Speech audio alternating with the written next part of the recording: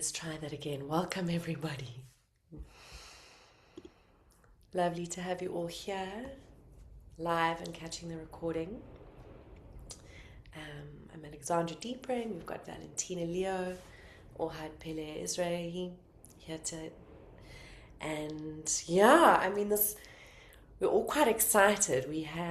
Ohad was actually visiting South Africa and we went for dinner after a full weekend workshop. And maybe had a glass of red wine, and we're chatting about Sinai. I slept under the stars in Sinai and always had a dream about doing a retreat there with musicians and just dancing the cosmos awake in my body. And we were just chatting, and then suddenly I was like recording voice memo on my phone as the three of us got infused and intoxicated actually with excitement for this project. And so this is kind of why we're here. But as part of it was this contemplation of how do we teach erotic work in the desert when it's not about sexuality necessarily. It's not focused on sex. It's about life. It's about having a experience in a human body that's so alive, that's so deeply expansive. And therefore this contemplation and this desire to do this webinar, the eroticism of life itself. And that's why we're here, and I can't wait to dive in with two of my revered teachers and to swim in this cosmic ocean together. And we'll do a transmission from Valentina and Ohad. Then there'll be a space for discussion and sharing and questions, and so really inviting all of us to bring our voices and to go into a rich, lively exchange. And then at the end of the webinar, we will share a little bit more about our pilgrimage in Sinai and what we're dreaming into being all together there. So welcome. I'm handing over the mic to Valentina, who you are muted. Thank you. Hello, everybody. So good to see some familiar faces. Hi. Some new faces. Welcome. So, tonight we wanted to talk about the eroticism of life itself.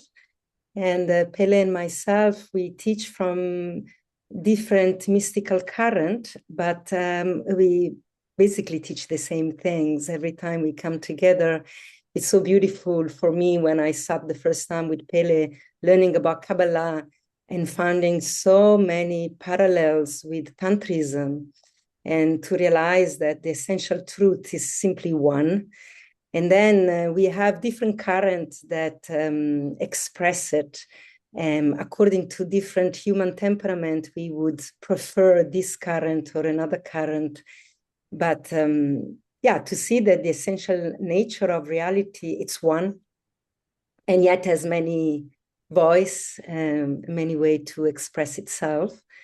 But mainly, I teach the current of non-dual Shaiva Tantra, and in the particular aspect of erotic mysticism, inspired by Abhinavagupta, and which look at our sexuality as a playground to understand the deepest philosophical concept on how reality comes about, how it expresses, and how we can position ourselves in relation to the biggest movement of existence. And this is what we call inner tantric yoga.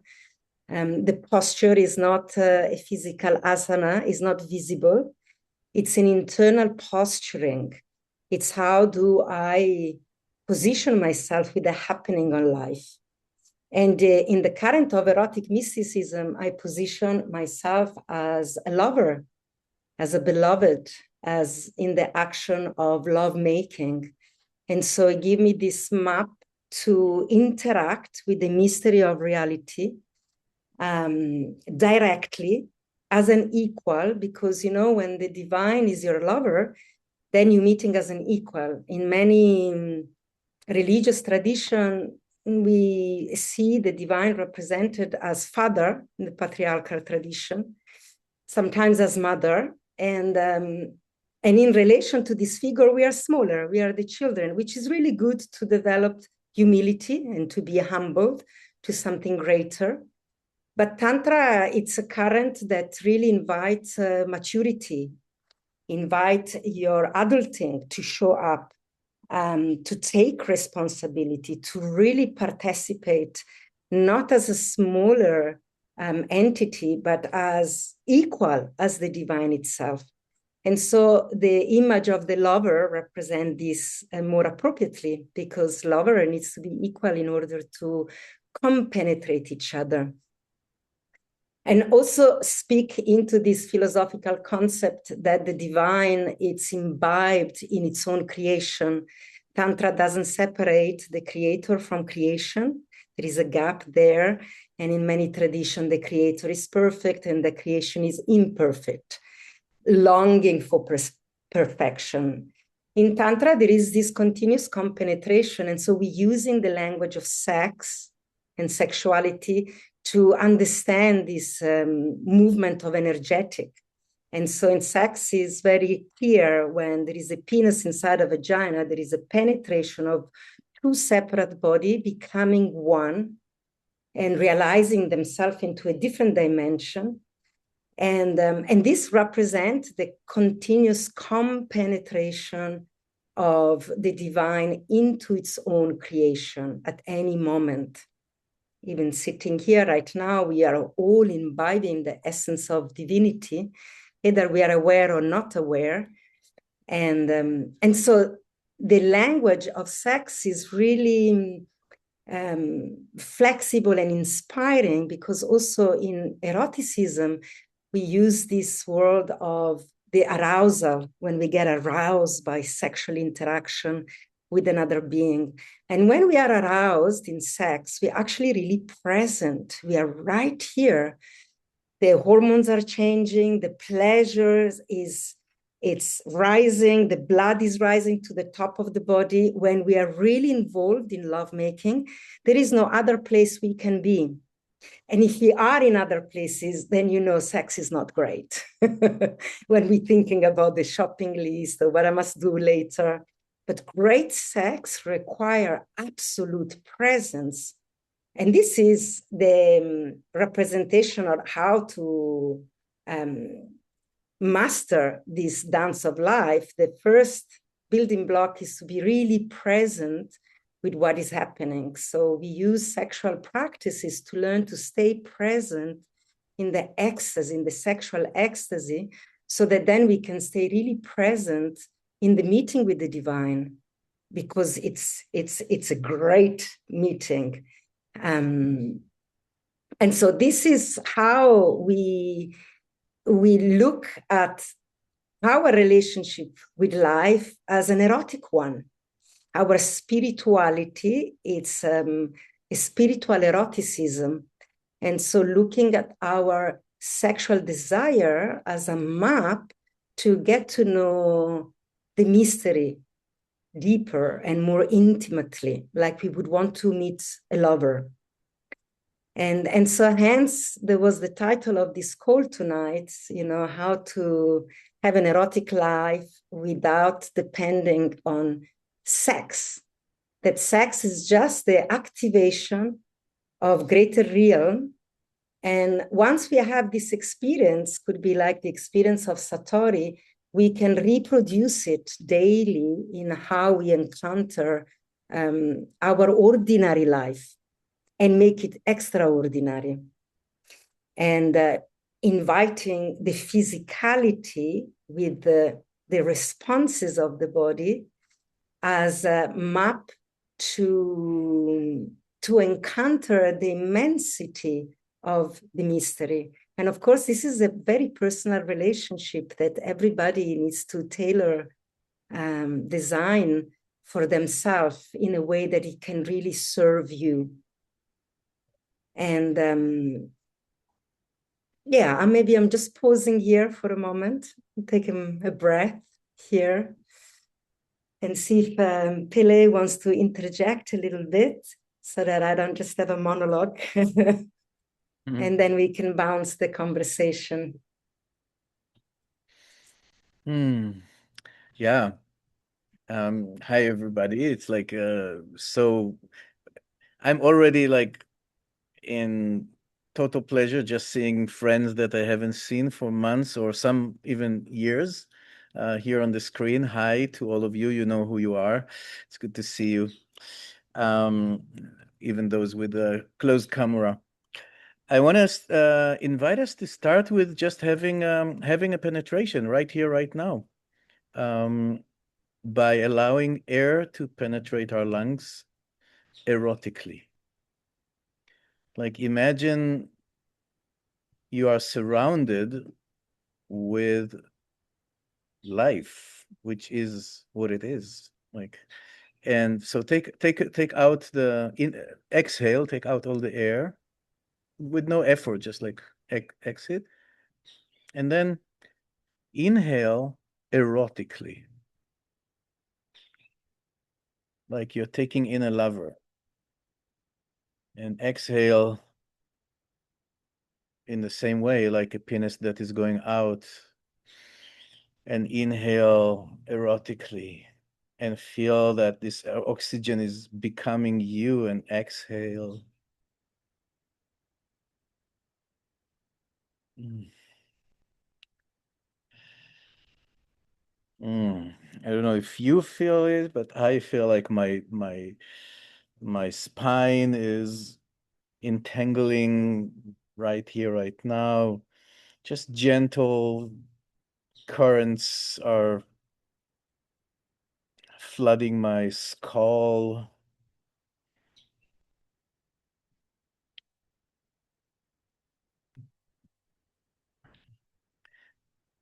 And let's come back to here and now. I mean, we're welcome to do that anytime you're breathing, which is for the rest of your life. Did anyone feel like, did you, I really want like a reality check, just like, did you feel it in a different way than just like a daily, what you do regularly? Did you feel some currents or, yeah? Amazing. Thank you. And it's so simple, like breathing, right? So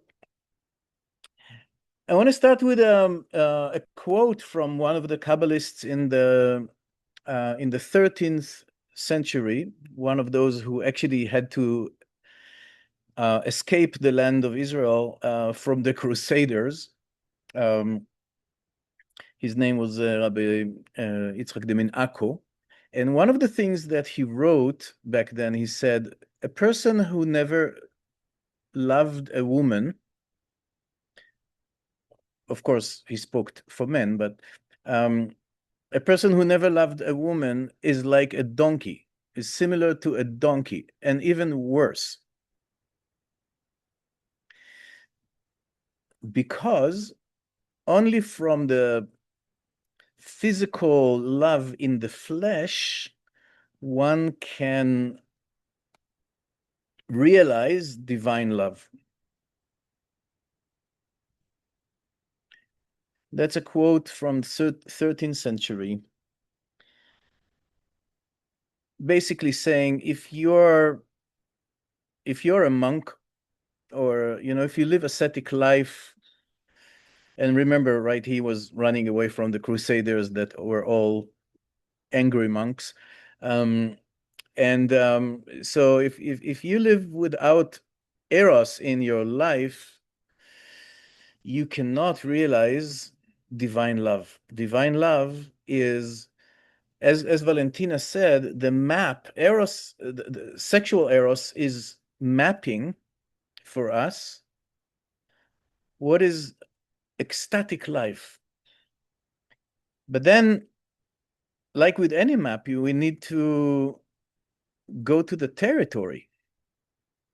Right, there is a gap between the map and the territory, and if we only if we only play on the map, we're missing the territory. For the mystics, the territory is not the body of another person, because eventually all all bodies rot, all relationships end, whether with, separation or the death of one of us. And eventually, what you're with all the time is life itself, reality itself, yourself, your awareness, your consciousness within this magical thing that we take for granted all the time, which is really, really funny that we take it for granted. Life is a mystery. Life is a total mystery. No one knows how matter becomes life. What makes life life? What is life? So this is the territory. Sex is the map. So if you never loved a physical lover, it will be really hard to walk the territory because you don't have the map. But once you have the map, and please study the map well, right? So, if you have a good map, you need to study the map. So, I definitely appreciate learning sexuality and, learning your body and the body of your beloveds and really understanding. So, I spent years in fascination of learning this map, I would say. Like my life was like maybe a bit upside down for many people. So my first lover, I have to say, was the desert. Speaking about going to the desert, I grew up in the desert in Israel. And literally my first lover before I've been with any woman or girl, I had an erotic connection with the desert. Like literally erotic, like orgasmic, with rocks and wind and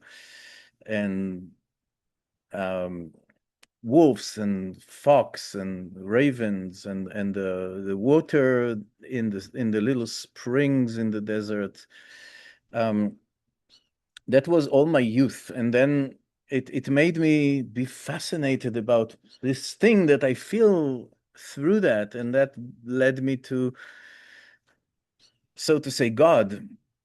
And I went into the Jewish religion wanting to study Kabbalah, and I became a very religious person, and I spent decades in studying and eventually teaching Kabbalah in a very orthodox ways, which means I was married, because as a Kabbalist you can't actually study Kabbalah if you're not married. You're not allowed to, and that's another thing that is very important.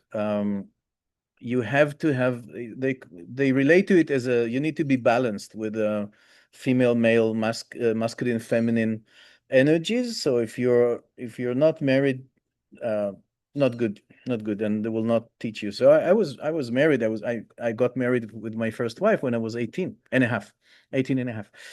Um, and so decades I dedicated to that until I realized that we speak in Kabbalah so much about about union, sacred union, but I know nothing about it because we don't explore it in the I was in the really, really religious Orthodox world. So I went to that, and it's what I wanted to say. I studied, then I dedicated decades to try to understand what is sex, what is sexuality, what is eros, what is relationship, how is the body of men and women in different sizes, different shapes, different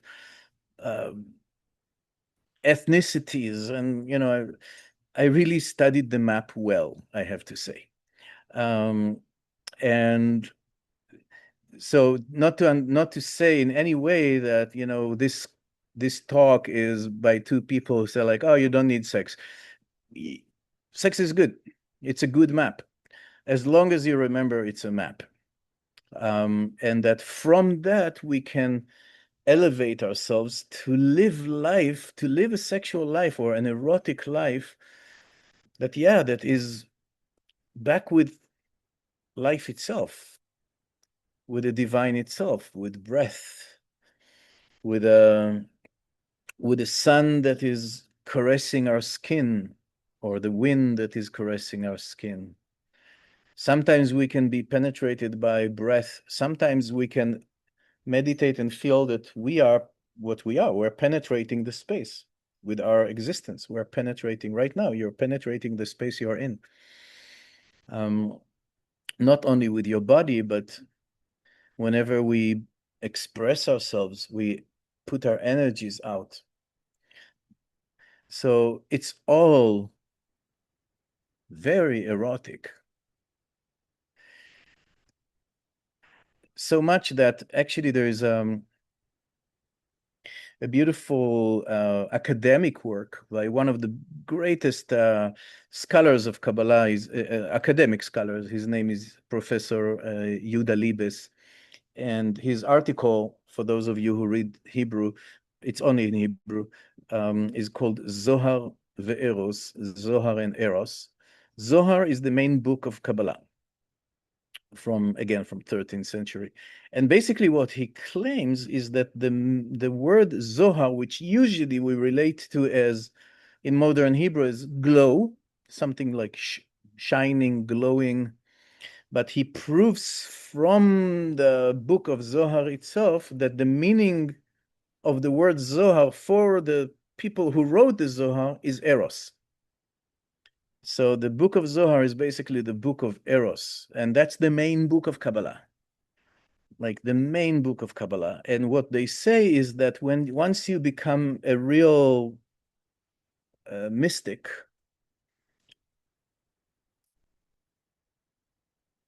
you have a shine. Your life is shining in a different, not only that you shine to others, but life is shining to you.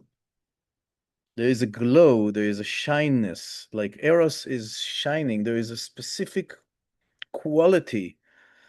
They quote the verse from the book of Daniel that said, "V'hamaskilim yazhiru kezohar harakia," that the Kabbalists or the mystics are shining like the shyness of the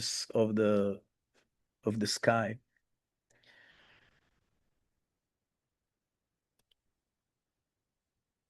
So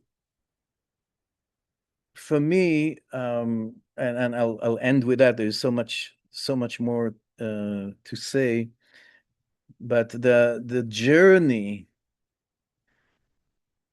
of a, I would dare to say, a real mystic has to pass through the lower chakras, has to pass through exploration of sexuality, which is the mysterious way, the only way that the soul world is connecting to the physical world. If you think about it, the only way we know so far to bring a soul into body is by sexual organs. So the secret of life, the secret of connecting the world of body and soul is still happening through this place which is so condemned by our society and so feared of. So as a mystic, you actually go to those places. You actually go to those places that society tells you it's wrong to go, to explore there. Actually, sometimes when society says it's wrong to go, it can be a good sign that this is a good place to go. I used to live in the desert in Israel by the Dead Sea, and there are signs on the side of the road. Every once in a while, there's a sign, red sign that says, "Don't go off the road." And we learned already, we lived there, and we learned this is exactly where you want to go because there is a spring off the road. There is a reason they put the sign there. There is a hot spring. There's something interesting that they didn't want you to stop on the side. I mean, they have the reasons, but that means if society says no, at least it's a good question to ask, like, why? What are you afraid of? So the taboo around sexuality actually is because of the depth of secrets that are lying there. But then we don't want to be stuck there. We want to be free there. And what I've seen in many of the people who are in the sacred sexuality community, so to say, in tantric world, in Ista, and is that the next step is not taken. Like we emphasize, and maybe it's because of us, maybe it's because of the teachers. I'm not saying we emphasize so much that, like, express yourself, explore your sexuality, be free, which is important, really, really important. But we don't emphasize enough that don't get stuck there.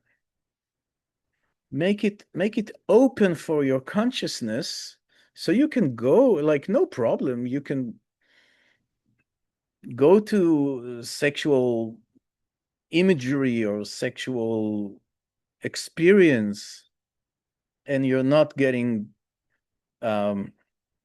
shocked, and you're not getting triggered. You actually can go deep through that, but make sure you're going through. You're not getting stuck. You're not getting stuck there. And yeah, for me, what I realized in my journey that made my beard getting whiter and whiter, is that sexuality is so beautiful, but when we are obsessed about sex, we're actually not sexy. It's contra-erotic. It's a killer of eros. When people are sexually obsessed, I mean, you don't want to. Sometimes they feel creepy, right? Because actually, eros is all around us. Eros is the way you drink, the way you eat, the way you breathe, as we did before. The way you walk when your feet are touching the ground. And I must say also the way you die, the way your soul is leaving your body. Not only with the final death, but also when you go to sleep, when you take a nap, when you go through shamanic death, when you go through hard times. All this is eros. Eros is not only sweet. Eros can be with spanking on your ass physically, and also life does it sometimes. I know. Sometimes life spank our asses, and it's a kind of a rough sex with life. You're getting fucked. But still, it's very erotic if you just realize that this is God fucking me in my ass now, and I'm accepting it. I want to add something here, because one of my formative teacher always used to say that life is a 10 tons gorilla fucking you from behind, and you're only done when she is done.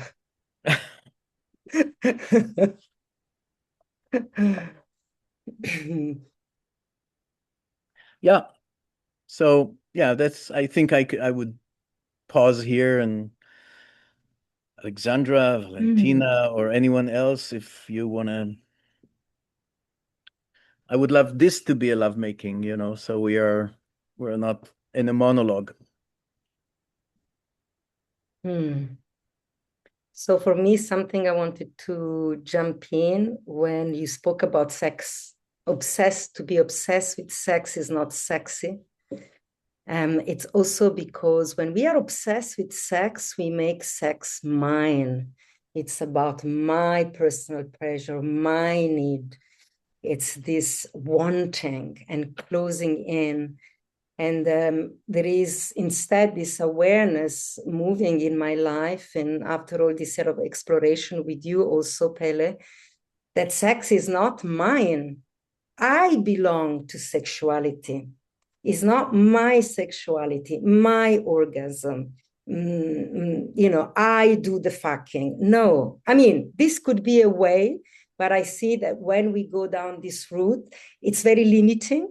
It brings a lot of pain and is contracting because I separate, when I say mine, I separate myself from this cosmic endless orgasm that is already happening. I take it for me. And when I do this, I'm saying that I don't belong to the whole.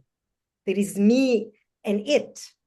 So when instead we let sexuality do me and I surrender to this movement, this current of life moving through me, through my genital, through my heart, through my mouth, I become an humble servant and I become it too. I belong to it.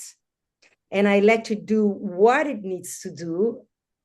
And this is when we become devotees. We don't use sexuality for personal needs or wants. There is a lot of practice where we harvest sexual energy for things we want to manifest in life.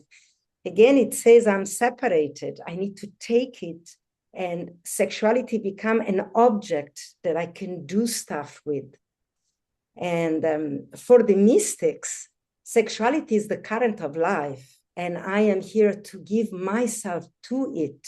Take me, show me, teach me, guide me, reveal through the movement in my body, which is pleasure, the emotion of the heart, the song that come out of my mouth when I am in love, when I make love. Reveal the truth of myself to myself as you move in through me. This is the real attitude of the disciple. Yeah, I see it usually as this is a kind of a little necklace that I got in South Africa. It's from the Bushmen.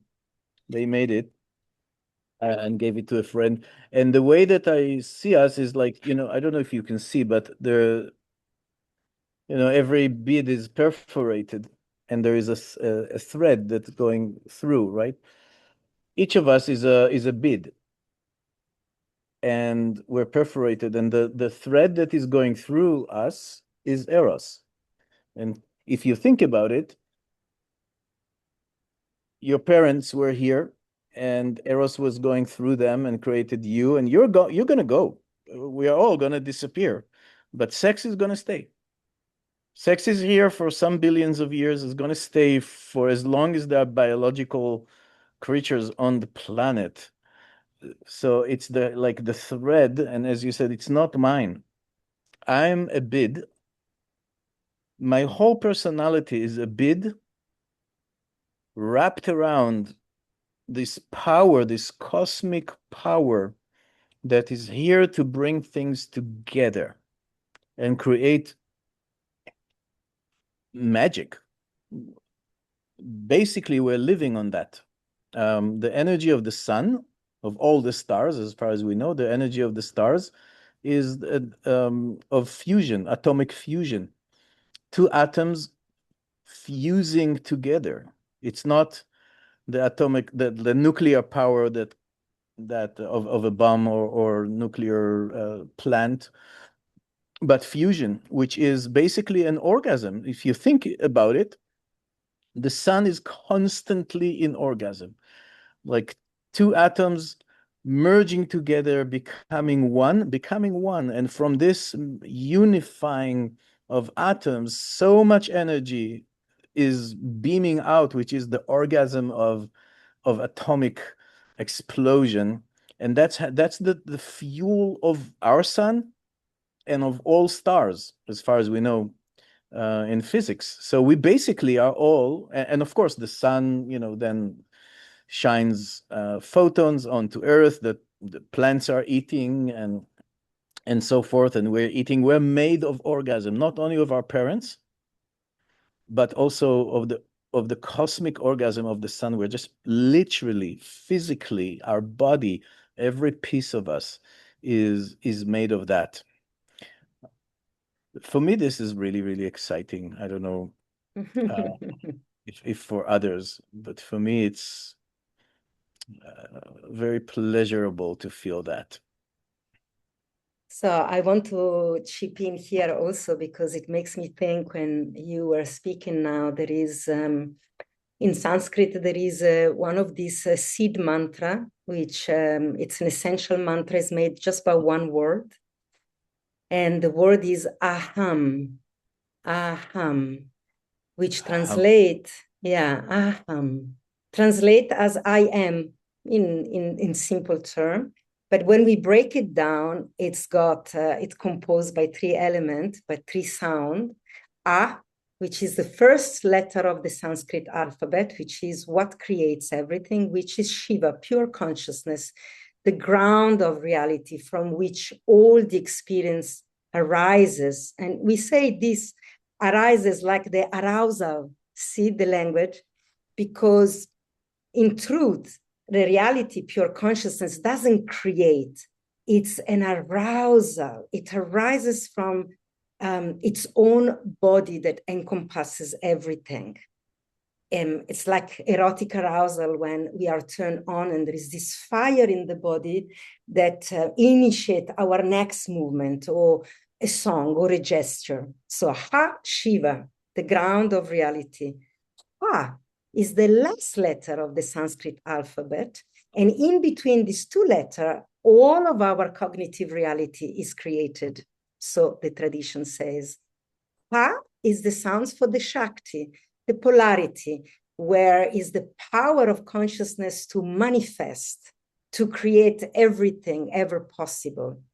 So from the potential to the fulfillment of all creation. Pa, ah, pa, is really this movement of expansion into the whole of reality and then reabsorption. Some people call it also expansion and contraction, but I like this word reabsorption, like the wave, the surge of the ocean that is coming back to gather more of itself and offer.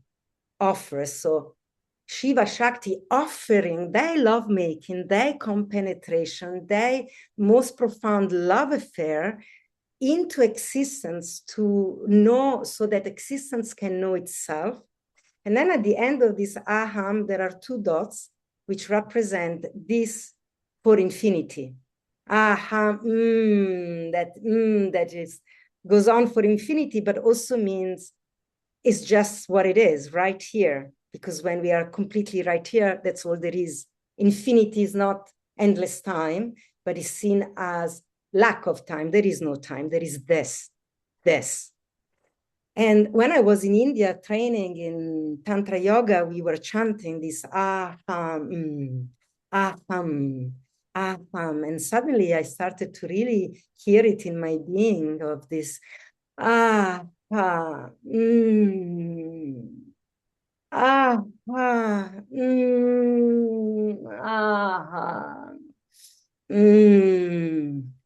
It's familiar. Do we know this? You know, this is how we all chant the mantra when we make love, when we are in ecstatic physical pleasure, and we don't need to study Sanskrit to know this. We already naturally know it. We all doing it.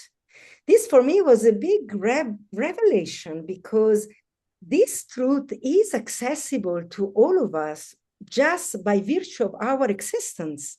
It's like what Pele was saying, we are hollow and we are continuously penetrated. And if we let that happen, is and we have this in sex, but we can also have this when we eat something. Chocolate. And even more when we have the famous aha moment. You know, a great philosopher of this current, Abhinavagupta, really broke it down that when we have this moment of, we ignore them sometimes because they can be very ordinary, but when we know that we know, when things suddenly align in our day, when something that we suspected reveal itself to be that which we suspected to be true, we go, and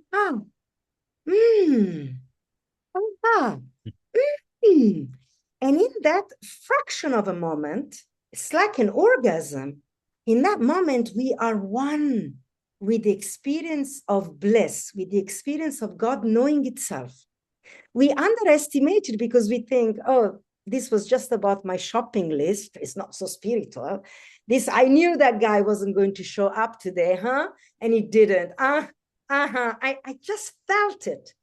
So we don't give it importance because we think are very ordinary. But I want to invite you right now to take it into your life and to observe this moment, because the body and the mind and the inner knowing align in this confirmation that you are the doer, that you are aware, that you actually know that you know. And it feels so good. It's a fraction of a moment, but feels like I am part of it. I am in it, in the texture of reality. Aha. The aha Ahem. moment. I, Aha. I I have an aha moment right now. Yeah. Just from just from listening to you. It's so it makes so much sense. Yeah. You know? Yeah. Mm-hmm. And when we say even this, it makes sense, is of the senses. My senses that help me to become aware of the bigger picture. It makes sense. It's erotic. It's of the senses. When we have the aha moment, it's physical, it's quivering, it's erotic.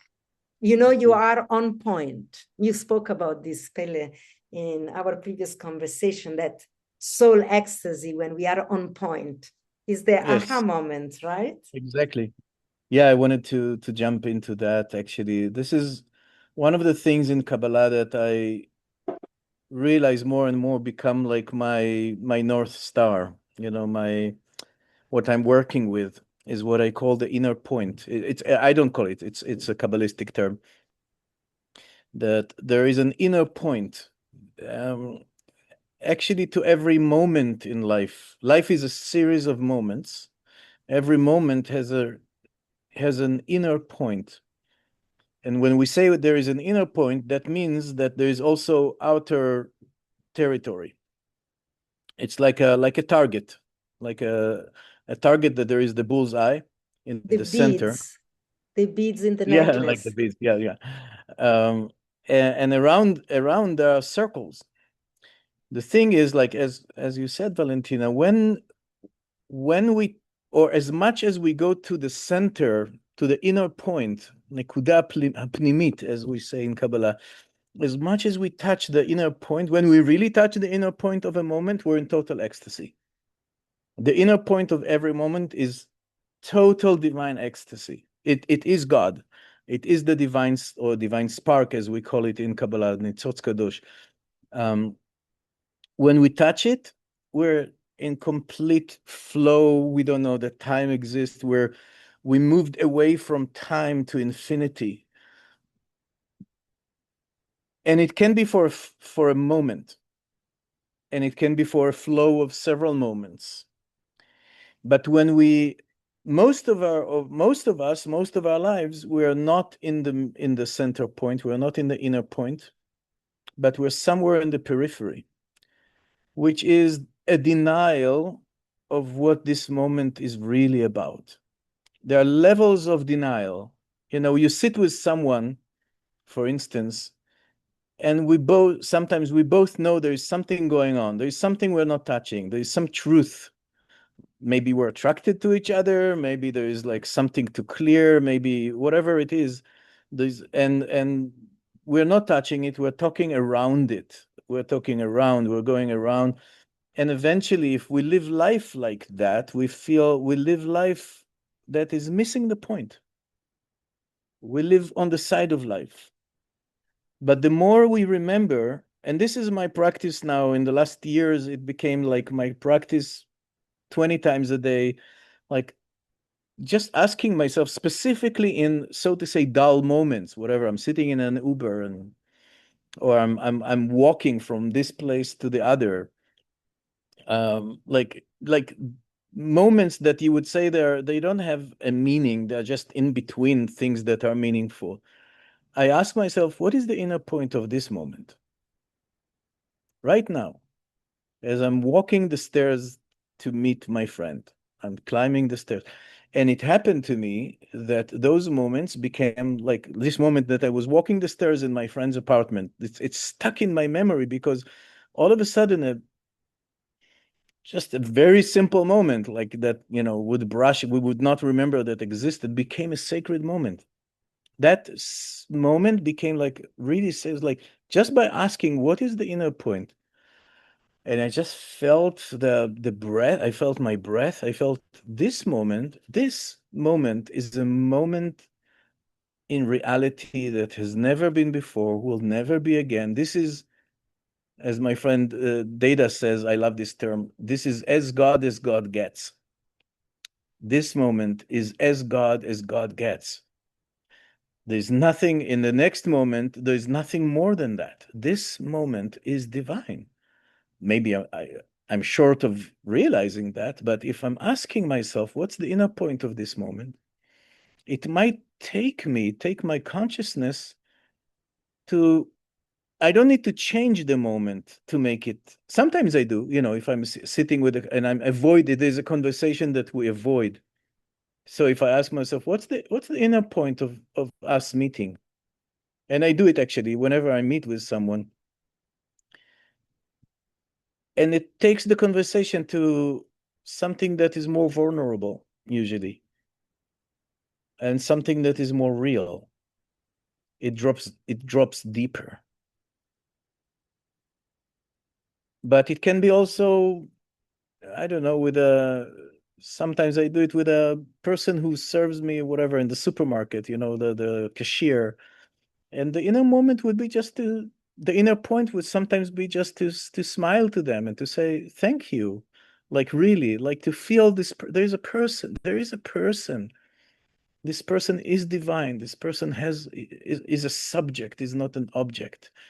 And just feeling them and smiling to them or showing humanity is sometimes changing the moment, changing the quality, and a dull moment will become sacred.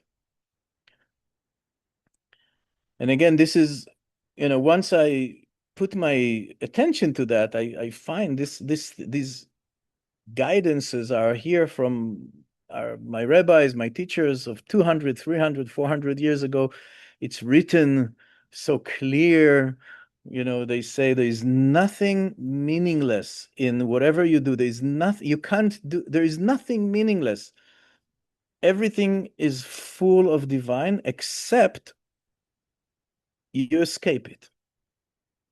You tend to escape the divine point, and then you make it meaningless. So yeah, the inner point and the ecstasy. And I just, I want to offer it to you as on this added to aham, is to ask yourself, what is the inner point of this moment? And don't accept any answer that says like no, this moment is stupid. There's nothing, it's like it's meaningless. There is no, I mean, it's your life. It's a moment in your fucking life. It will never come again. Whether you're sitting on the toilet or changing the diapers of your child or whatever you do, it's this moment is precious. Even if you're in a conflict, by the way, even if you're in a conflict, it's sacred, or it can be sacred. But you need to ask yourself, how can I move to the knowing the ego wants to avoid vulnerability, so wants to go out of the center point. So how can I go even one step deeper into the center point?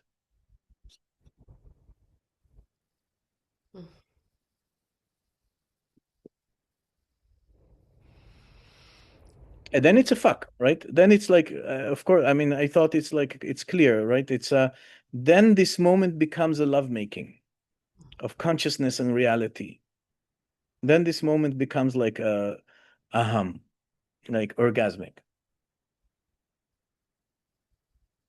Now, what's coming alive for me so clearly is what we also spoke about in the call the other day. Is it's the full body experience, Eros. It's like that thing, this middle point, and I think of the middle point of the whole body. You know, the mind is engaged, the heart is open, the sex organs are, the whole body is present. The consciousness is penetrating the entire body in that moment. And that for me would be that center point. It would really kind of like is this precision. Yeah. Yeah, it's interesting because we're talking about having a pilgrimage. And what is a pilgrimage? A pilgrimage is when you take a place on earth, like let's say a mountain, a sacred mountain, Mount Sinai, for instance, and you say, this mountain is sacred. There's something happening energetically on this mountain in the spring, whatever, it is. And basically, these are the erogenous zones of the planet.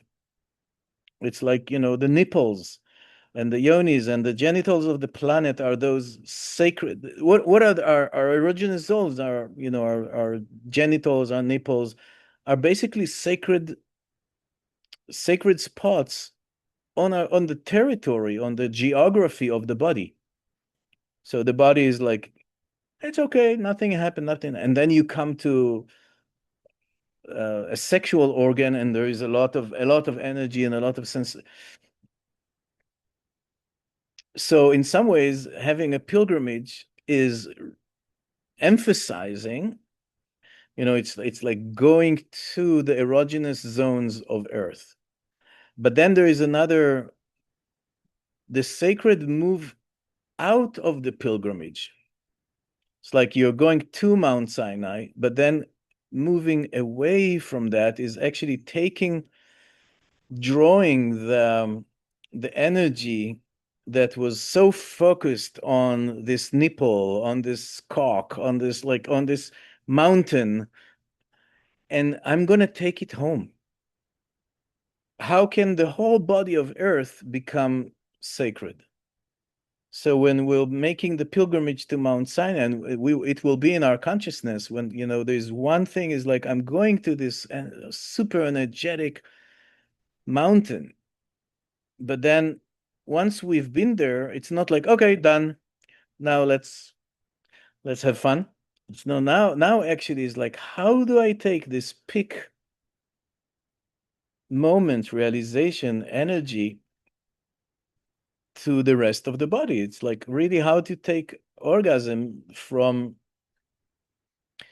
your erogenous zones to your arm, to your fingers, to your knees, to your back, to that the whole body becomes like a sexual organ. The whole earth becomes a sacred mountain.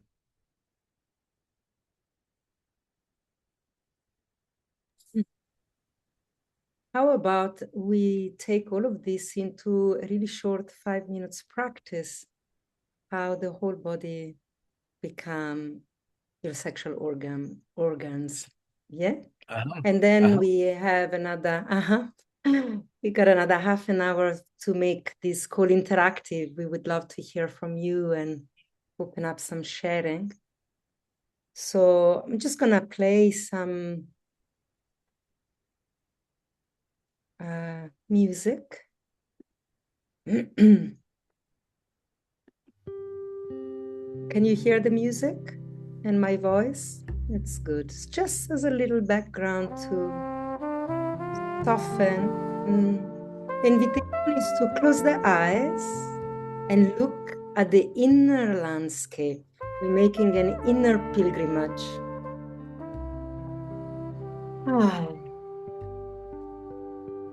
You can let the body sway a little, exploring the sacred inner landscape of your being and inviting your breath,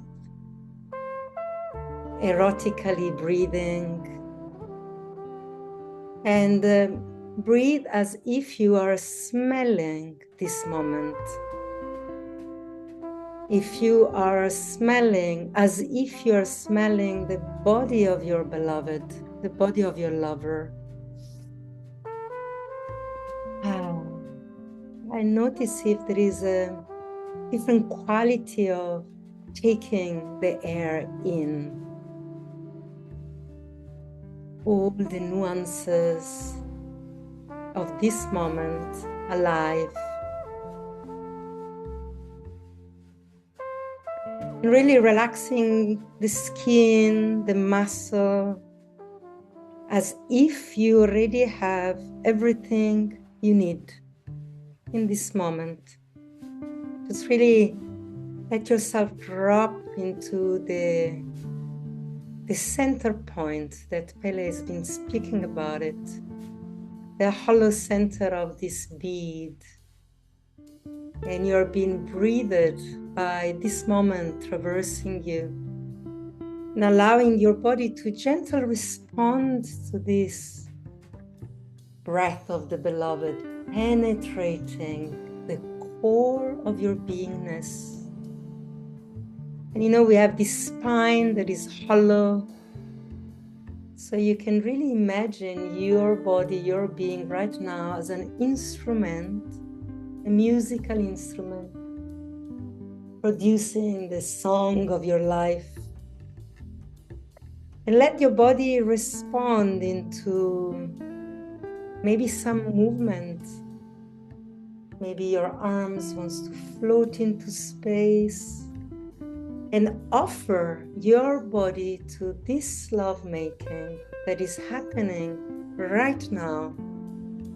You, your breath, space touching you, swaying with you. And I like to imagine every single cell in my body quivering like mouth, every single cell in my body like a little mouth, breathing space, kissing space. Let's make it more erotic. How would you move if you have this awareness of every single cell in your body, a mouth, kissing this moment, meeting you right now in the center, without denying that this is what is truly happening. And moving maybe your arms into space, dancing this meeting, your skin shedding, becoming space, compenetrating the sound.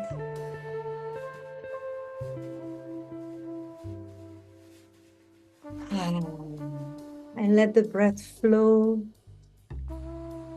Every inhale, take this moment in, deeper, deeper into your infinite center. Keep opening. And with every exhale, offer of yourself into this moment of reality. Offer your intimacy, your erotic center.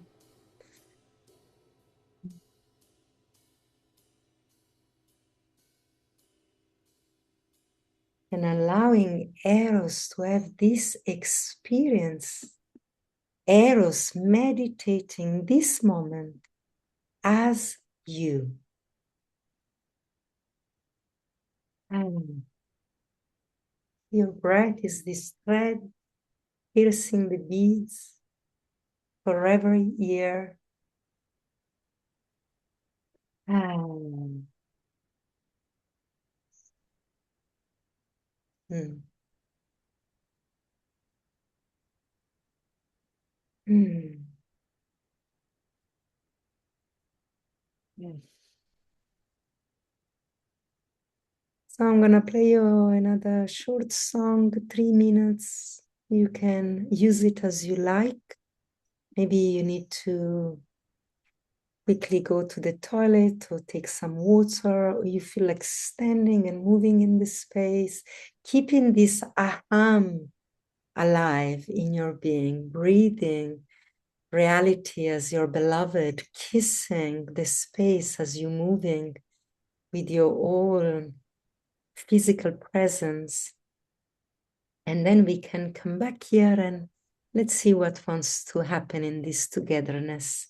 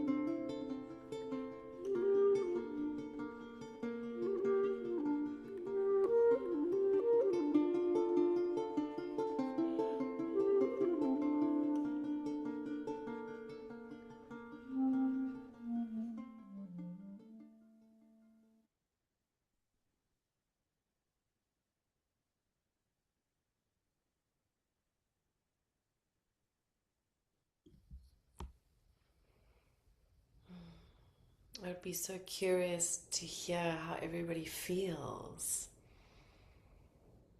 If you felt like sharing in the chat or unmuting yourself, I know that I'm in a bliss, slow, juicy state. I'm curious how everybody else feels. So there is a question in the chat by Eileen. She says, it is lovely to feel the softness and the glimmer of the conversation around Eros. I do have a question that I don't know exactly what it is. How is agape dancing in both your traditions understanding? And I have to confess that I don't know what is agape. Agape, what do you mean?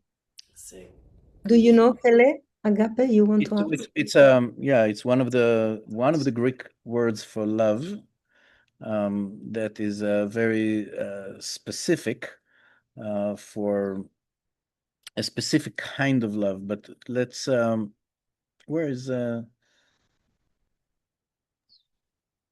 Eileen? Hi, Eileen. Hello. Maybe you, huh? Hello. Hello, Hello. hello. Maybe you want to explain what actually are you asking?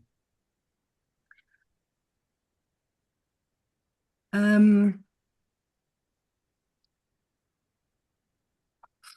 my growing up, the divine love was often understood more as a agape love, which is selfless. From the Christian tradition, the eros is a reclaiming of a love. And I'm wondering if there is a space for both selfless.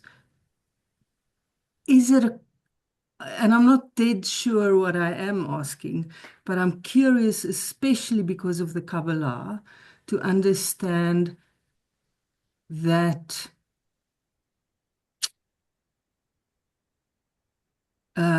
movement, because agape is often losing yourself into the divine.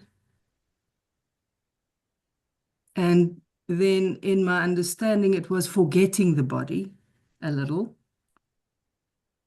And eros is then feeling more into the body.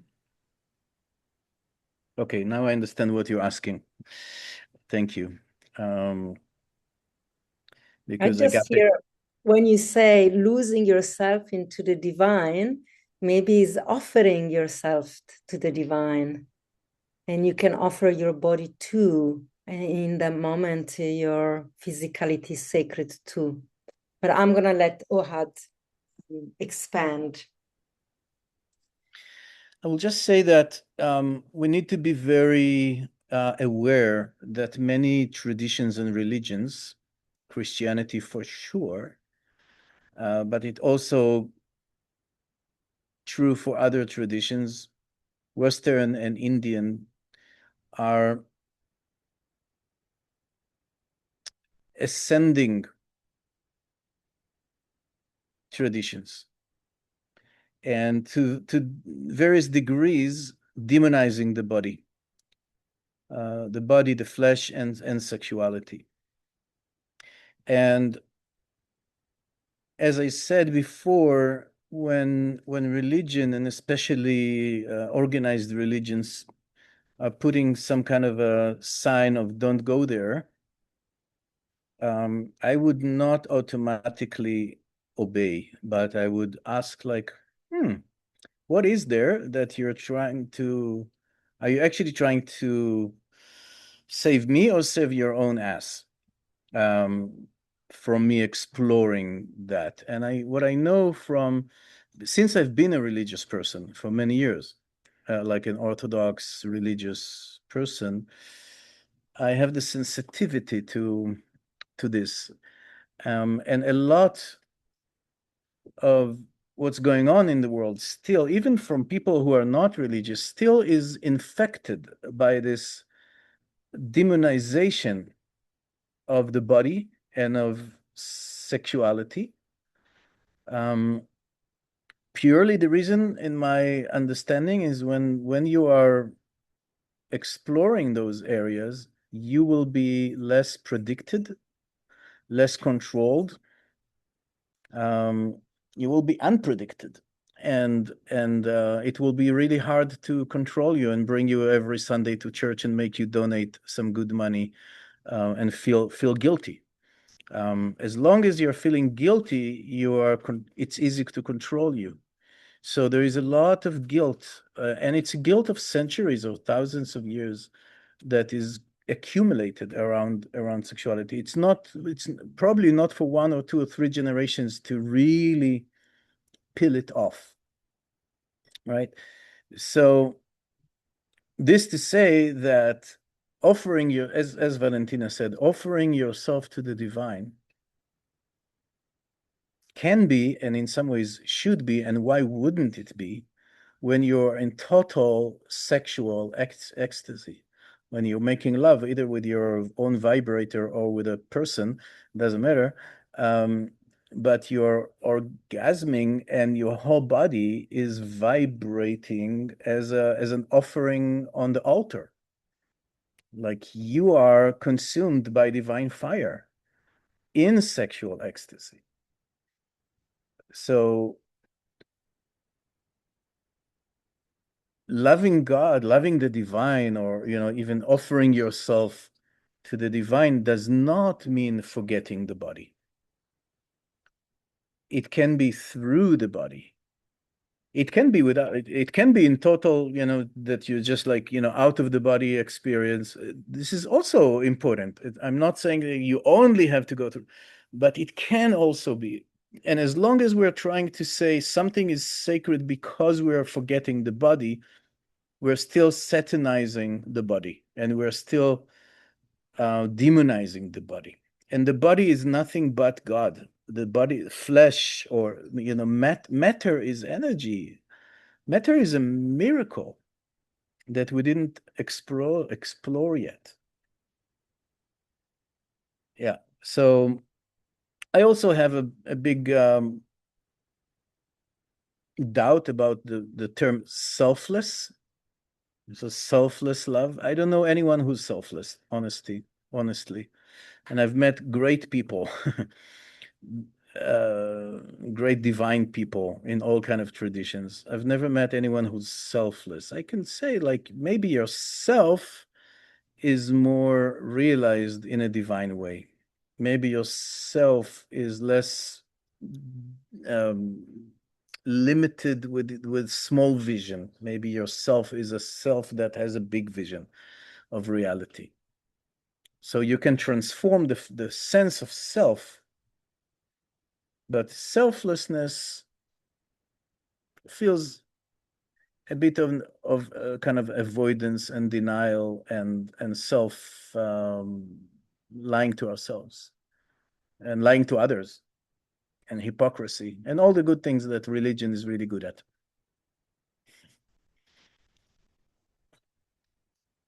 Valentina, I don't know if you want to add anything. Yeah, I just wanted to add something that in the tantric tradition, Pele spoke about some tradition that are ascending, and tantra is descending.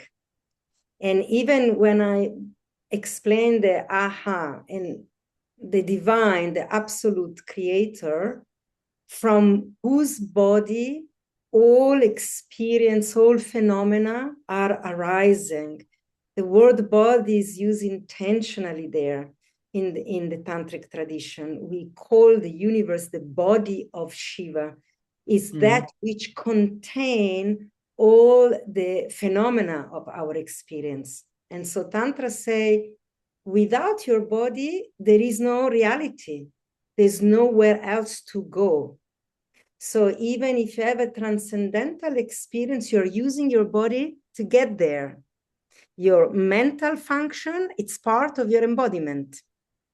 Your heart emotion, whatever is the experience that you're having, cannot exist, but only in the body of consciousness, which is also you. And because macro experience is in the micro, in all the DNA of your body, there is a repetition of the DNA of the cosmos lives inside the most smaller molecule of your being. So you also cannot have a transcendental experience that doesn't involve the processes of your body to get you there. Either was by physical stimulation, emotional stimulation, intellectual imagination, even that's a function of the physical body. So nothing can exist outside it. That's what the Tantric traditions say. I'm not just saying that this is how it is. You ask me according to the tradition. So this is how it's interpreted. Thank you.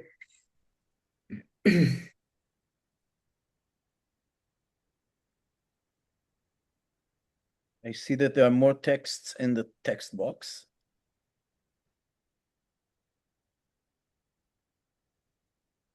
Oh, so beautiful. Anastasia is saying, I feel so much more tender, connected to myself and soft, more rooted in my feminine. Thank you. And there's Tina. I feel calm and safe. Sweet to feel you guys, to feel together. Hello. Hello, thank you so much for this.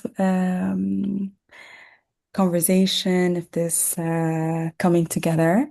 I came into the call quite late, and I really look forward to catching up the recording. Your Sarah. name is Hawa? Hawa, like in Arabic? Like Yeah. wind in Arabic? Like, yeah.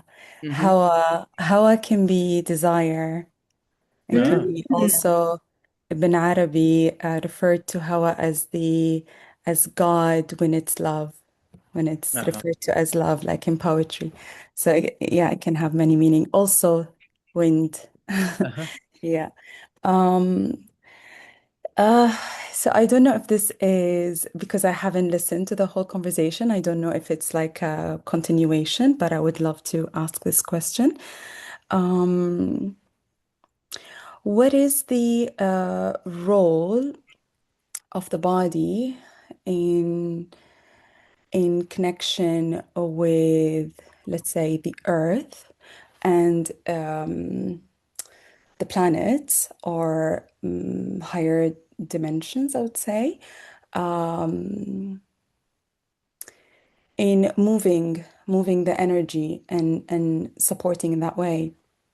I don't know can if you can go there or if you have experienced that or if you know that, because we know that every person has their own kind of erotic expression or how they move energy for themselves. But then for me, I've been experiencing something that my energy is not necessarily for me, but it has been in connection with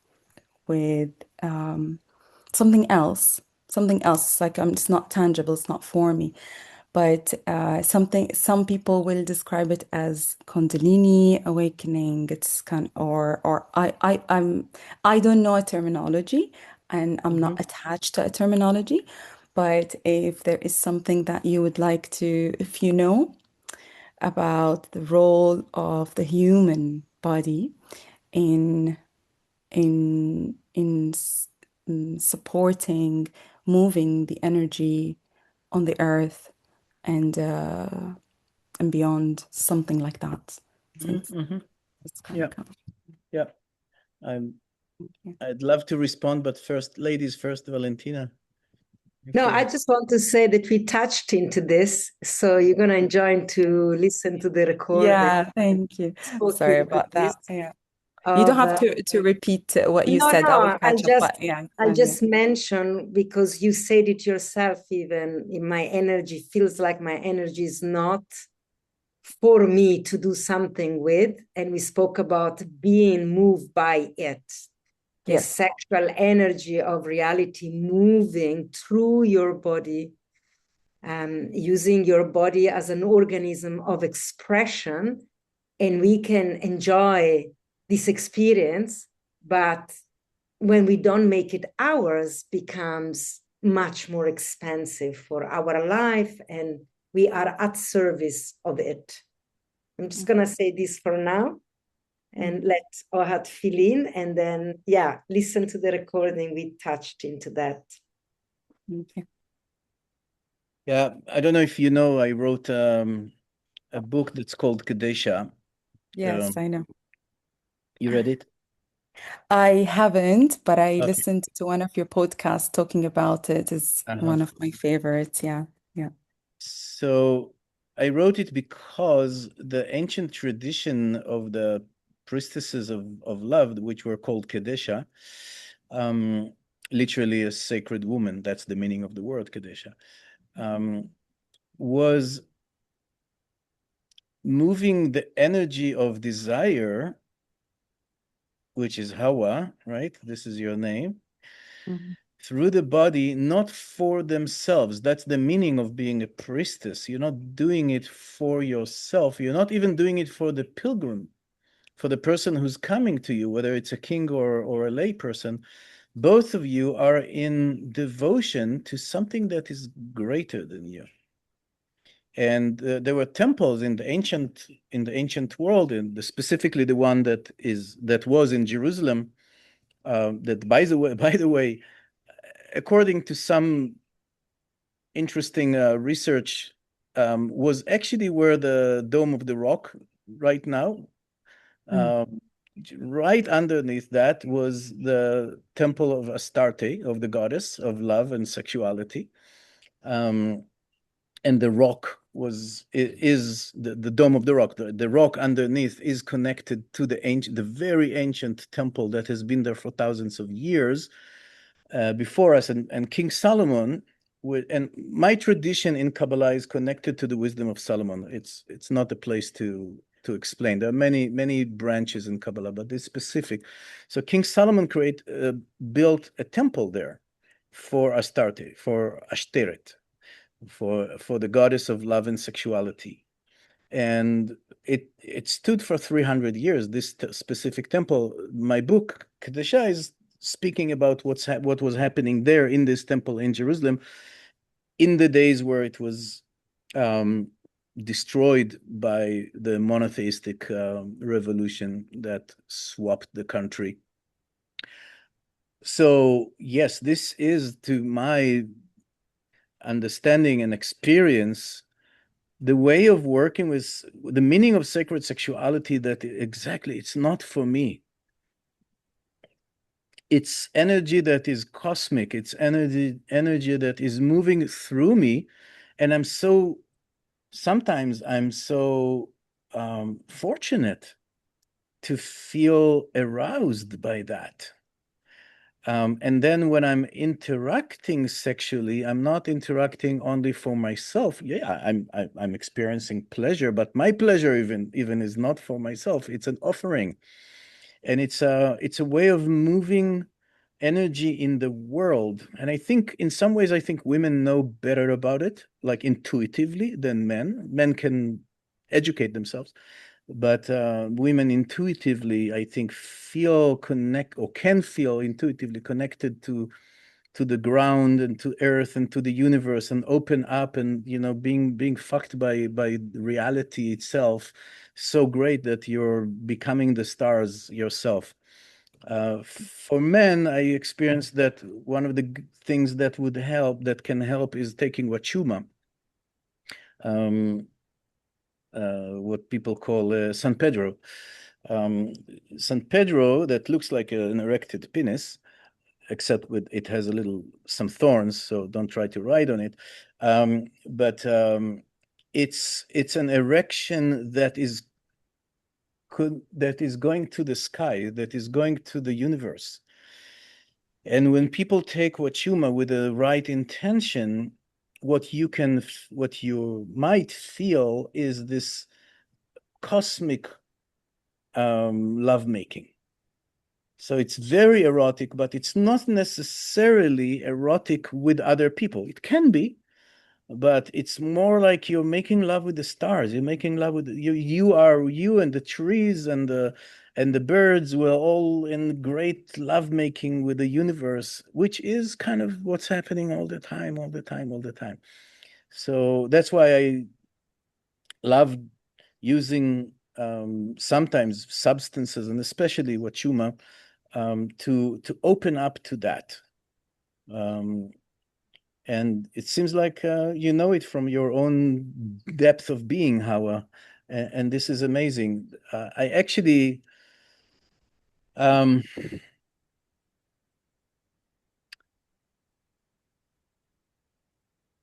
wish more people would know it and feel it. The collapse into this is my sexuality, and I, the I, me, mine, is so connected to victim consciousness, and then it's so easy, in many languages, in Hebrew, I think in Arabic as well, and also in Latin, victim and sacrifice are very, in Hebrew and Arabic, it's the same word, korban, right? Korban. Yeah. In Latin, victim was the word for sacrifice in ancient world, because both are not for you. Like when you are sacrificing yourself, when you're being sacrificed, where you're giving yourself, you're making yourself an offering, you're saying it's not for me. I'm actually dedicating myself. Like, please don't make it about me even. It's like, I don't want to be, this to be about me. But when it's taken in the wrong way, it goes into victimhood, where actually I want it to be about me, but you took it away from, you made it something that's not about me.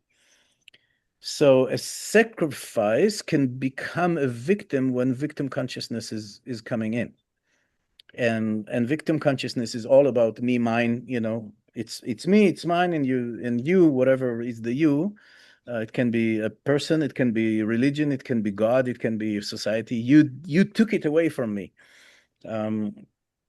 So there is the issue of, you need, in order to actually activate the sacred sexuality in a real way of offering oneself, you need to be very sovereign, like very sovereign. Like so much that that there is not going to be a voice coming later that will say, oh, you were taken advantage of, all this kind of thing. So, yeah. I want to add something to this. In the tantric tradition, the divine sacrifice itself to enter the world of phenomenon and density of flesh. And this sacrifice is seen as a beautiful thing, as a sacred things, this sacrifice, not as a problem like we normally see, oh, I have to sacrifice myself. It's so beautiful because the divine, from the potential of being everything, choose to be you or you or you, one thing, where it's an honorable, it's a beautiful movement. So then you become so important because that needed to be sacrificed for this. It gives value to the new movement. So sacrifice is not, it doesn't lose itself, the divine, by becoming you at all. It just metamorphosizes into something that doesn't have the same quality of immensity, but there is the experience of density and limited perception. That's fantastic for the divine. It's different. It's another opportunity to understand itself as you, as me, as this, as that. So that sacrifice, it's a beautiful thing. It's like a beautiful offering. And also when you were talking, I remind my teacher also in India, when I was studying the Tantra with him, he often spoke about sex as a path of renunciation, which it feels odd because we think the renunciate doesn't have sex with people. But instead of looking at sex as a path where you renounce your individuality, your individual ego, to merge with another into the cosmic awareness, into going back into source. You're renouncing your sense of separation, your individuality, me, myself, mine, to merge into the orgasm that is moving reality. So I'm renouncing this idea that the orgasm is mine, that I make it happen, that I need to be a sexual master or whatever. So sex as a path to renounce this individualization. That I always love this. Yeah. Yeah. So beautiful and so dangerous in our culture today, where victim consciousness is so loud. Yeah. Almost like parasite. Yeah. Yeah. Thank you, Hawa. I have another question, but you don't have to answer. I know there are many that maybe wanna talk. I just want to know the role of the masculine in initiating a woman, because you mentioned about the path of a priestess, and I want to understand that part because that happened only when a man came, and it was very interesting that reaching certain places, like a woman, a priestess by herself, is completely different than the role of a man. And I want to understand that maybe, there is something to learn. Yeah. Thank you. Well, in my experience, I just want to say that we need to be very careful about this engagement. The tantric tradition says that the sexual initiators are women. And so I could even say that maybe in your experience, there was a level of readiness that you needed to experience yourself through the man that engaged with you. I would put a question mark if he initiated you or you actually initiated yourself through the means of encountering your erotic expansion in the presence of a man. And isn't it always like that? It is always like this. Even when the initiator is a woman, it's like, when the initiate is ready, the initiation is happening in the presence of sometimes another person. So just to be clear, it was fully energetic, but it felt like that meeting of like a man needed to activate that pull of energy that I don't know how to describe it, but it wasn't physical per se. But it was a form of initiation that when a meeting with another person or a man that supported that to open. That was my experience. Beautiful. Let's see if there are other questions or. And I think that every time we make love, it should be an initiation. Every time we have sex with the beloved, it's a spiritual initiation because we keep growing and expanding and deepening. And so if we choose it to be so, it is that. It's like every lovemaking is a prayer. And every lovemaking can be ritualized, even if it's the most wild and unspiritual in the appearance. But it's really where your intention is. What do you want to do with your life? And you can use your sexuality to really bring more intimacy with the subtle energetic, with the divine. It's a beautiful tool. We spoke about this, it's a map we need to study. So for me, I'm always very aware not to fall into this trap to give power, too much power to other, that their energy could do this to my energy. Energy, no one can move your energy unless you're willing to, unless you choose to. Even the shaman that heals you, he can do it because you chose to allow this experience to happen.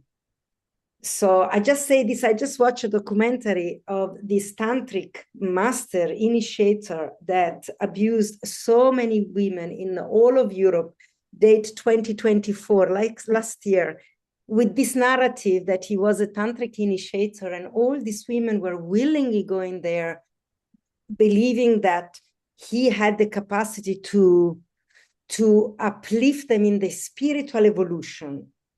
And so I'm very aware of this. And I think there isn't even a thing as spiritual evolution. There is spiritual expansion. And if you desire it, you have the capacity to do it for yourself in the way we run this whole webinar tonight, by humming every moment, by, like Ohad says, sit in the center of every experience so that every human has the capacity to expand their spiritual journey that is not dependent on a master of any tradition. And maybe this was not what you were asking, but this is so alive in me. I watched this documentary 2 days ago and I was like, I couldn't believe it. It was for real, so. If there is other people who want to express or ask. And also we want Alexandra to give some details about our pilgrimage to the nipple of Mount Sinai.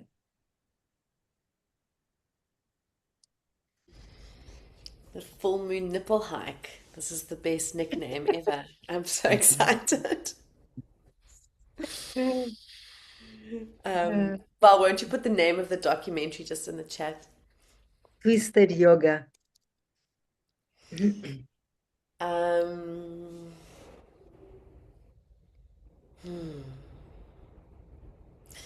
Well, thank you. That was just such a beautiful discussion and journey and lots of food for thought.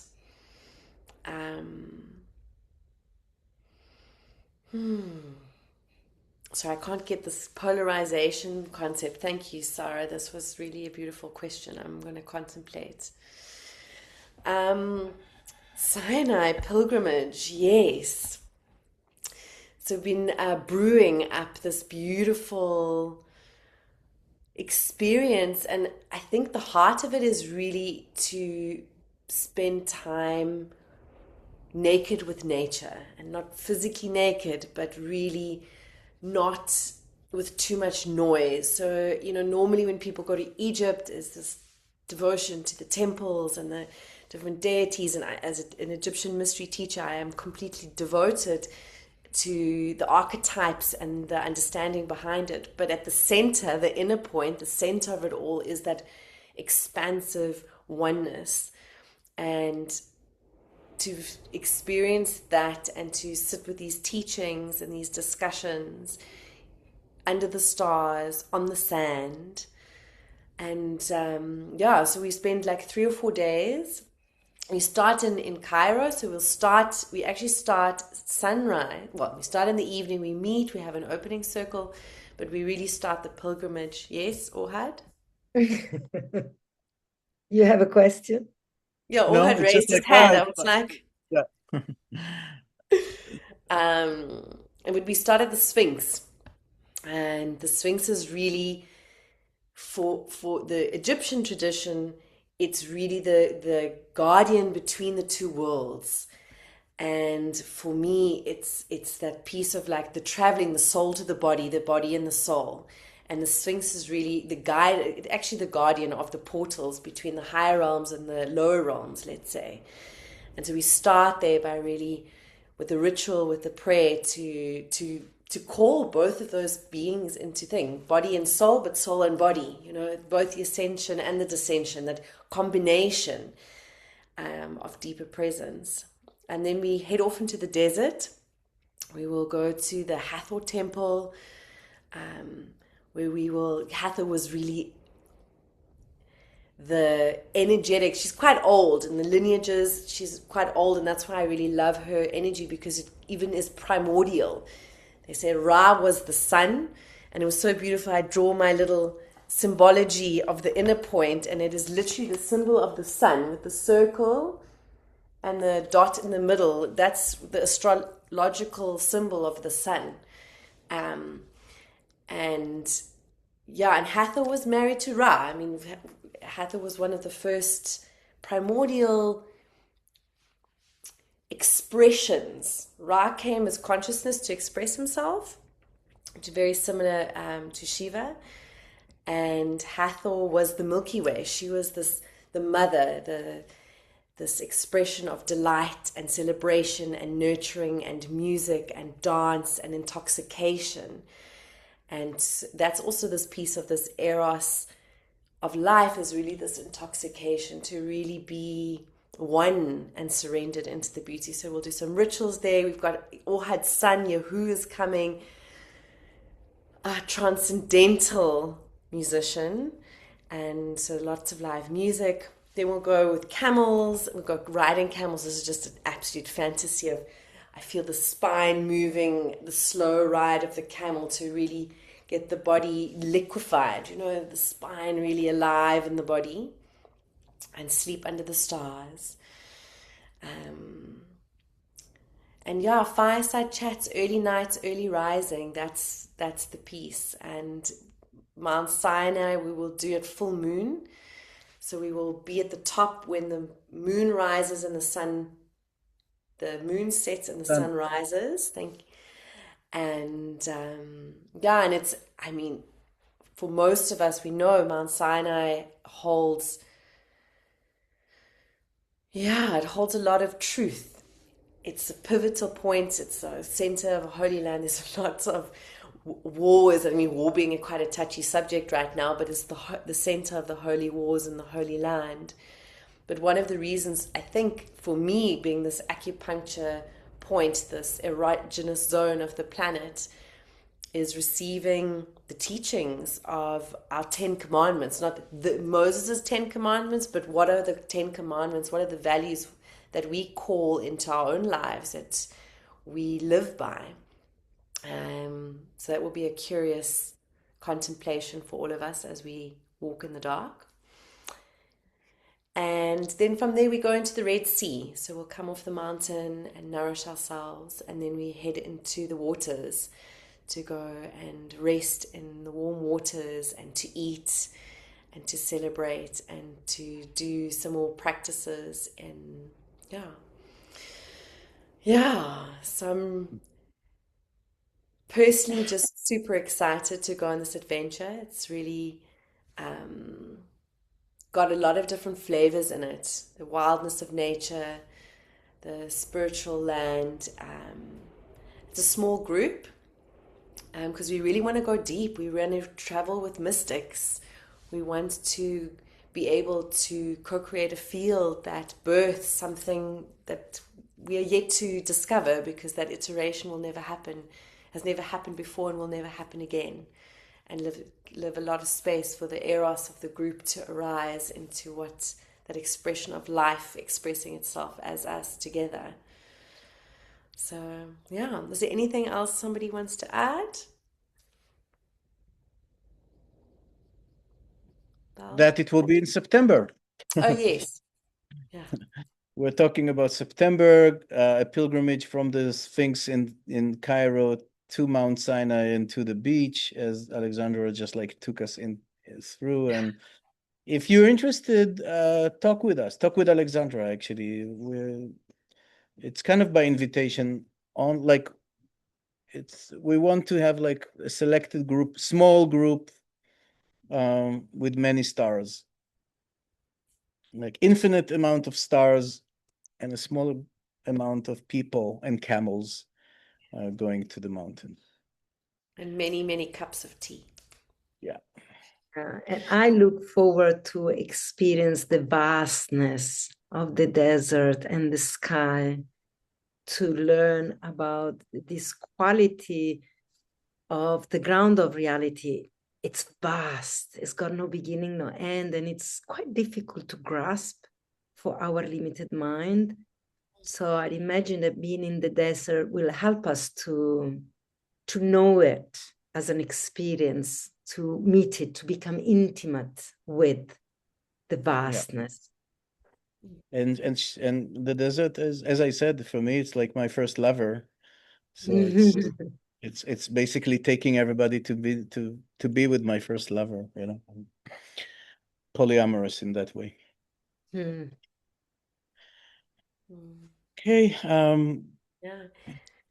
So I just wanted to read, Victoria wanted to share that for me personally, Tantra, sacred sexuality, only worked when it included a sexual initiation with a male facilitator in a conscious and a guided setting. Okay, that was your experience.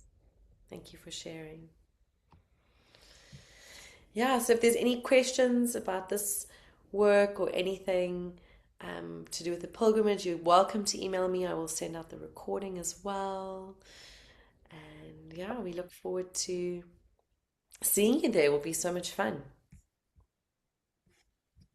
Yeah. And if you want to keep in touch, some of you, of course, I know, and some of you I don't. Some of you, it's the first time meeting my dear friend Valentina. And so I guess, Alexandra, you can, supply everybody, people who want to stay in touch with Valentina or myself. You're very, very welcome. And it will be lovely to meet one day in other places, Yeah, not only maybe on soon. not only in Zoom. Maybe soon. in the desert, in the Yeah. back of a camel. And we don't only have camel, we can also, we can adapt the experience to your physical need. Can also have we've got car Jeep. sometime. Yes. Yeah, you can Maybe walk. We'll you ride can the also camel. You can walk. walk. Yeah, camel, we don't have to be all attached by the hips. We can have space, to do what we need.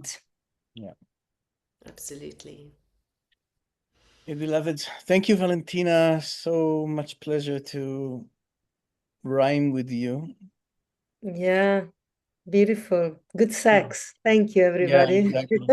Gonna Thank you, smoke a Alexandra, cigarette for now. being Yes. being the matchmaker and the creator and bringing your wisdom also into this. Yeah, thank you for your support, Alex. Always. Big hugs, And Thank you, everybody. everybody. We'll see you Yeah. Make soon. love with life, move to the inner center, to the center point, to the inner point. Ask yourself, what is the inner point of this moment? Right now, right? Can I penetrate it? Aha. Or be penetrated. Aha. Mhm. Uh-huh. Ciao, ciao.